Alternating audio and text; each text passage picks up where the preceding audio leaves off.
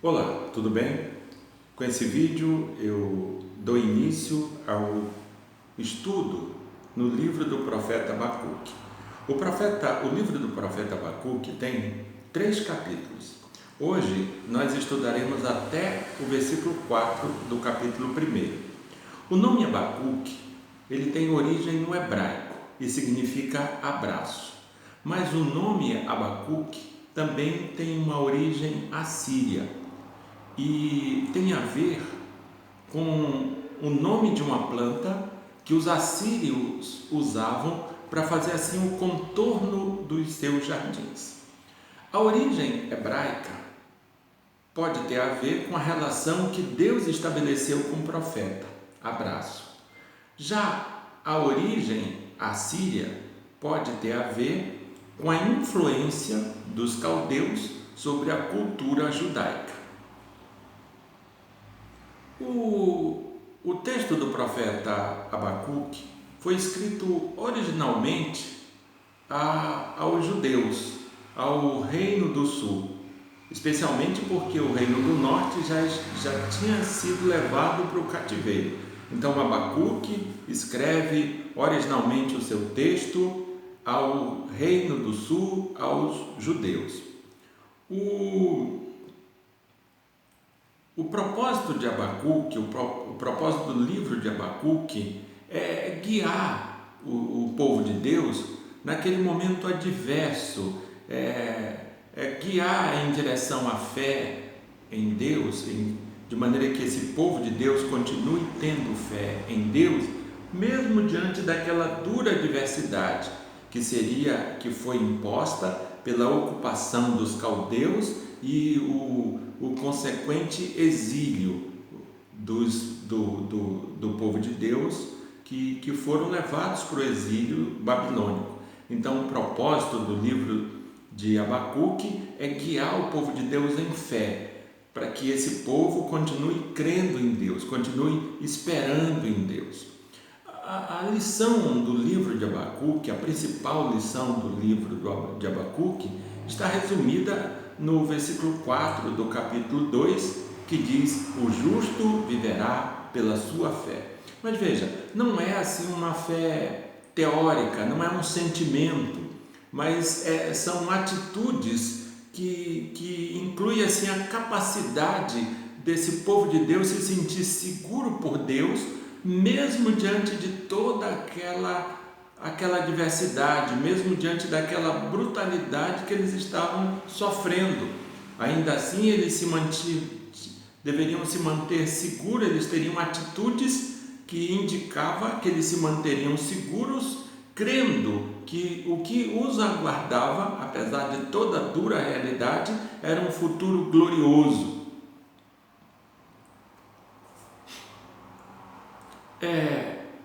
Abacuque, especialmente no capítulo 2, diria assim que tipifica o ministério de Jesus, tipifica a obra de Jesus. Porque no capítulo 2 de Abacuque, Deus mostra que ele haveria de punir os inimigos do povo de Deus. Os caldeus que haviam sido usados por Deus para castigar o seu povo, agora no capítulo 2, o texto mostra que Deus castigará esses que eram o inimigo do povo de Deus. Dessa forma, esse texto tipifica a ação de Jesus, a obra de Jesus, porque a morte e ressurreição de Jesus é a vitória final contra o inimigo do povo de Deus. É a vitória final, é a vitória conclusiva, é a consumação da vitória contra os inimigos de Deus. E o que Abacuque propõe, o que Abacuque orienta no seu texto, é também o comportamento, é também a orientação que os cristãos devem seguir entre a primeira vinda de Jesus Cristo e a sua segunda vinda. Ou seja, tanto os judeus naquela ocasião quanto nós devemos viver pela fé, devemos viver pela fé, porque esperamos o cumprimento da promessa, esperamos o cumprimento da promessa no que diz respeito à segunda vinda do nosso Senhor Jesus Cristo.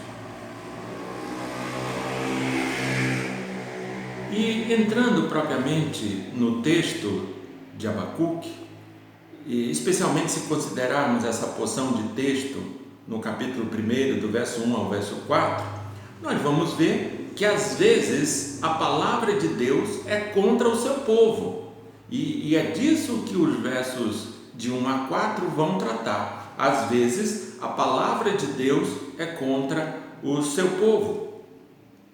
A primeira palavra que tem no livro de Abacuque é sentença.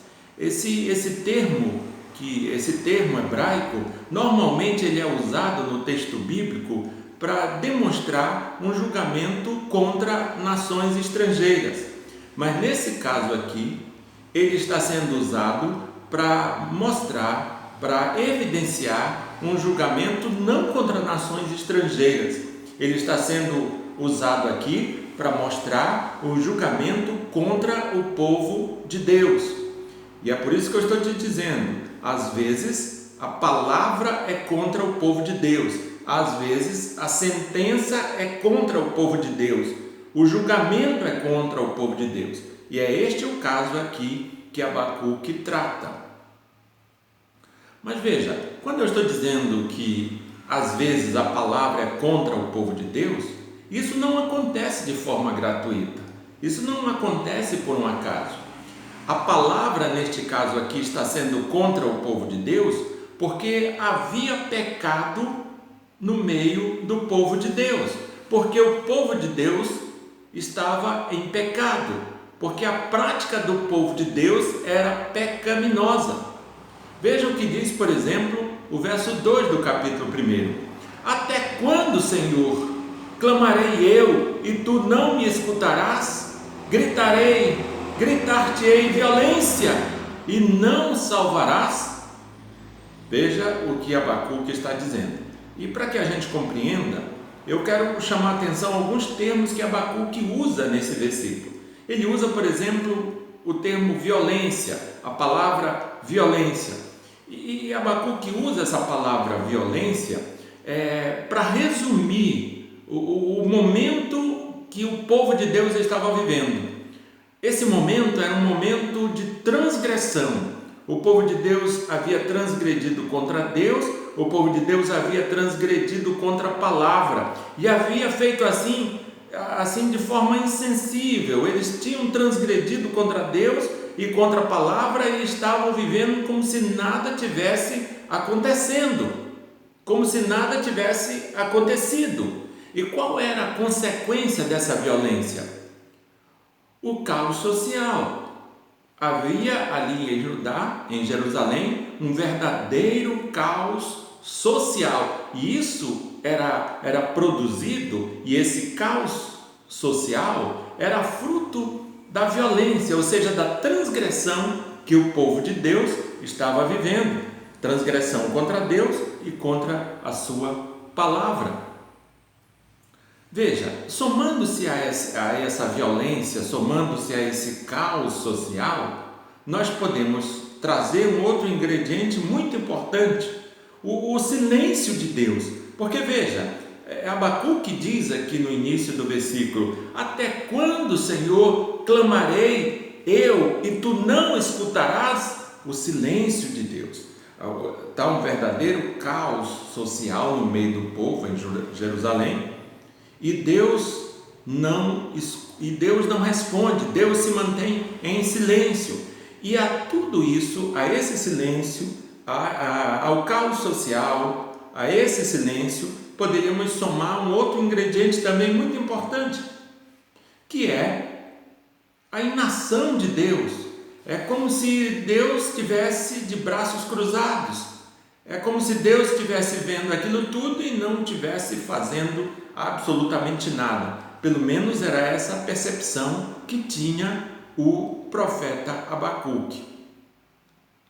Já o verso 3 vai dizer assim, olha só o que o profeta continua dizendo no verso 3: Por que me mostras a iniquidade e me fazes ver a opressão? pois a destruição e a violência estão diante de mim, há contendas e o litígio se suscita. Veja, a palavra é contra o povo de Deus, e essa palavra é contra o povo de Deus, a razão é o pecado. O pecado se tornou uma realidade, uma prática rotineira, habitual no meio do povo de Deus. E o profeta não tem dúvida disso, porque está diante dele, não é uma imaginação, é real. O texto ainda diz: me mostras a iniquidade e me fazes ver a opressão. O pecado, a atitude do pecado era plenamente real ali em Jerusalém. E aí, o que está implícito nessa pergunta do profeta é mais ou menos o seguinte: por que, Deus? Por que, sendo tu santo, por que, sendo tu todo-poderoso, tu permite o pecado, tu tolera o pecado, tu tolera o mal? Por que, Deus? Por que, sendo tu tão santo, tão poderoso, tu tolera o mal? A Bíblia nos oferece algumas respostas a essa pergunta. E eu gostaria de recorrer a alguns textos bíblicos, não apenas de Abacuque, mas alguns textos para buscarmos respostas a essa pergunta. Por que Deus, sendo santo e onipotente, ele tolera o mal? A primeira resposta nos diz o seguinte: o castigo para o pecado é mais pecado ainda. A primeira resposta que poderíamos dar a essa pergunta é que o castigo para o pecado é mais pecado ainda. Veja o que nos diz Romanos 1, dos versos 28 a 31. E por haverem desprezado o conhecimento de Deus, o próprio Deus os entregou a uma disposição mental reprovável, para praticarem coisas inconvenientes, cheios de toda injustiça, malícia, avareza e maldade, possuídos de inveja, homicídio, contenda, dolo e malignidade, sendo difamadores, caluniadores, aborrecidos de Deus, insolentes, soberbos, presunçosos, inventores de males, desobedientes aos pais, insensatos, pérfidos, sem afeição natural e sem misericórdia. O texto começa dizendo que por haverem desprezado o conhecimento de Deus, por terem apostatado de Deus, por terem cometido o pecado de se afastarem de Deus, muitos outros pecados foram sendo acrescentados a este primeiro pecado citado. O castigo para o pecado é mais pecado ainda. Uma segunda resposta que poderíamos dar a essa pergunta: por que Deus, sendo santo e todo-poderoso, por que Ele tolera o pecado? Uma outra resposta que poderíamos dar a essa pergunta: Deus cumpre os seus decretos através daqueles que praticam o mal. Deus cumpre os seus decretos através daqueles que praticam o mal. Veja, o texto de Lucas, no capítulo 22, no verso 22, nos diz assim: porque o Filho do Homem, na verdade, vai segundo o que está determinado, mas ai daquele por intermédio de quem ele está sendo traído. O texto aqui, irmãos, está falando, é Jesus falando que aquilo que Deus planejou, aquilo que Deus decretou vai acontecer, e que Judas será o executor disto. Mas veja, Judas não é tido por inocente. Deus, na verdade, está usando Judas para cumprir o seu decreto. Deus cumpre os seus decretos através daqueles que praticam o mal. A atitude de Judas era má. Judas não deixou de ser mal. Judas fez o que é mal, mas Deus cumpre os seus decretos através daqueles que praticam o mal. Um outro texto que dá base a isso também é Gênesis 50, verso 20. Vós, na verdade, intentastes o mal contra mim, porém Deus o tornou em bem para fazer, como vedes agora, que se conserve muita gente em vida. O texto é José falando, e José está falando aos seus irmãos que por inveja o jogaram numa cisterna e depois, ao invés de matarem, resolveram vender José. E essa história está muito bem registrada ali no livro de Gênesis, e todos nós sabemos que José se tornou o segundo homem mais poderoso do Egito, e através dele Deus preservou a vida de muitas pessoas. Deus cumpre os seus decretos através daqueles que praticam o mal. Os irmãos de José praticaram o mal, por inveja o venderam, por inveja contaram ao seu pai que ele tinha morrido. Os irmãos de José verdadeiramente praticaram o mal, mas Deus usou essa maldade deles para cumprir o seu decreto, e assim abençoou a vida de muitas pessoas, e assim, nas palavras de José aqui mesmo, preservou a vida de muitos. Uma outra resposta a essa pergunta: porque Deus, sendo santo, tolera, porque Deus, sendo santo e todo-poderoso, tolera o mal? Uma outra resposta a essa pergunta: Deus usa a angústia causada pelo pecado para restaurar os seus. É verdade que existe uma frase que diz que se não vem pelo amor, vem pela dor. E é verdade também que muitos, mesmo debaixo da dor, não vêm. A gente precisa entender que não é a dor que vai trazer algumas pessoas, mas é a graça e a misericórdia de Deus. Virão de fato aqueles que são eleitos, aqueles que foram escolhidos por Deus, esses virão. Mas Deus, Ele usa a angústia causada pelo pecado para restaurar os seus. Foi isso que Ele fez, por exemplo, com Manassés. O texto de 2 Crônicas 33, verso 11 ao verso 12, nos diz assim: pelo que o Senhor trouxe sobre ele os príncipes do exército do rei da Síria, os quais prenderam Manassés com ganchos, amarraram-no com cadeias e o levaram à Babilônia. Ele, angustiado, suplicou deveras ao Senhor, seu Deus, e muito se humilhou perante o Deus de seus pais. Nós temos aqui Manassés, que cometeu muitos crimes, muitas atrocidades, muitos pecados, chegou a oferecer seus filhos, seu próprio filho a deuses pagãos, e Deus o castigou, Deus o levou para o cativeiro babilônico, mas ali, angustiado, ele ora e Deus ouve a sua oração, e o texto bíblico vai dizer que Deus o trouxe de volta a Jerusalém e deu a ele e o restituiu no seu trono. Deus usa a angústia causada pelo pecado para restaurar os seus. Muito bem, por que Deus tolera o pecado? Só para você não esquecer, o castigo para o pecado é mais pecado ainda. Deus cumpre os seus decretos através daqueles que praticam o mal. Deus usa a angústia causada pelo pecado para restaurar os seus. Veja, voltando aqui para o texto de Abacuque, nós estamos estudando Abacuque 1, do verso 1 ao verso 4, então voltando para esse texto, poderíamos voltar fazendo uma pergunta: em que resultou o pecado no meio do povo de Deus? Qual foi o resultado do pecado no meio do povo de Deus? A gente já começou a responder essa pergunta. Nós falamos que trouxe a realidade do caos social. Estava tudo de ponta cabeça, tudo degringolado, tudo fora do lugar onde devia estar. Então, a gente já começou a responder essa pergunta.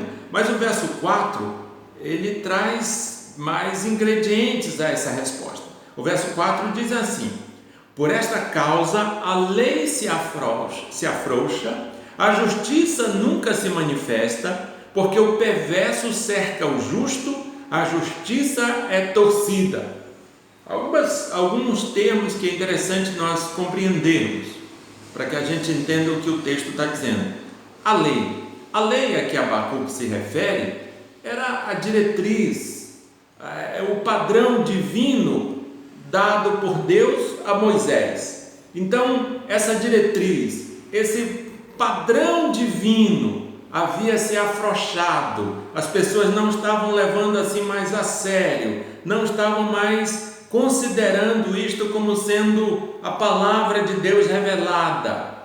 Então isso aí estava frouxo, não estavam mais levando a sério. O texto usa uma outra expressão também, um outro termo, uma outra palavra, justo. Justo aqui não é perfeito.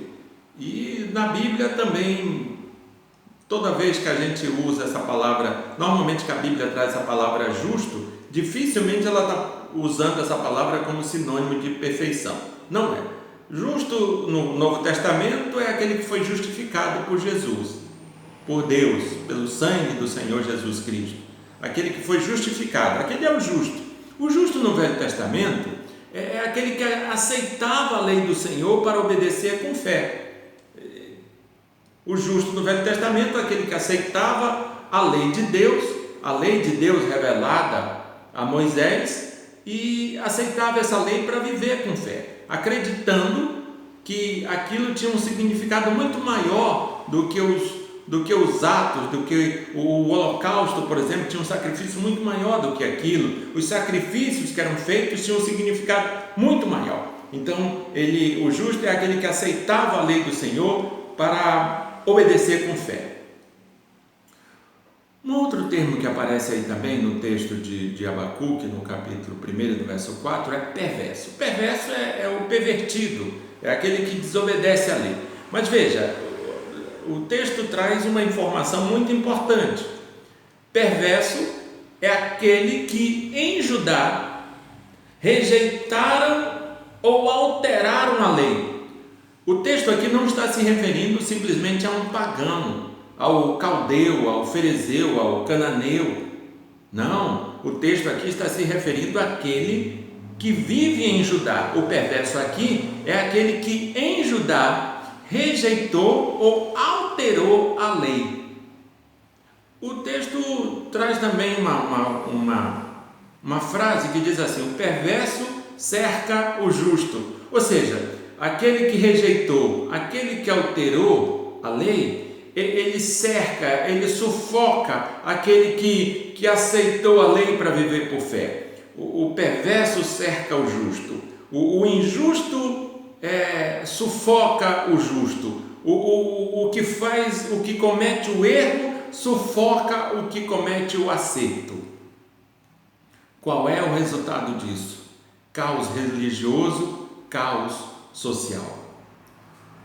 Enfim, concluindo o que nós estamos te falando aqui, olhando para o texto de Abacuque no capítulo 1, do verso 1 ao verso 4, o texto está falando da palavra de Deus, da realidade da palavra de Deus ser contra o seu povo.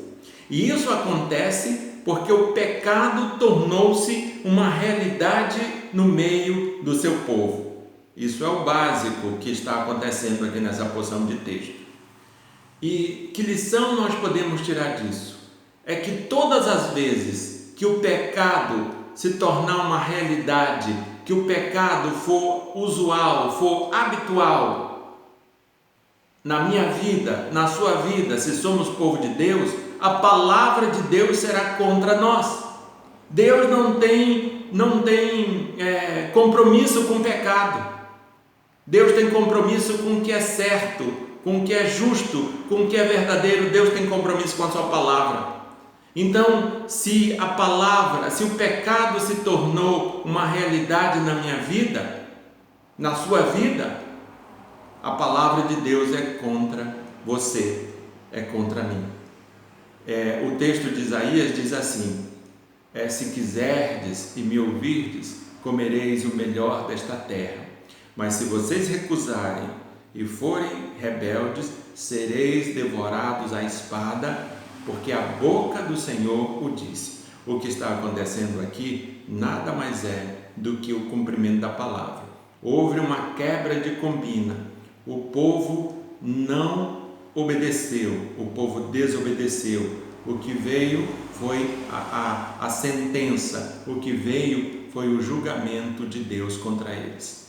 No próximo vídeo, nós daremos continuidade ao nosso estudo. Que Deus te abençoe, em nome de Jesus.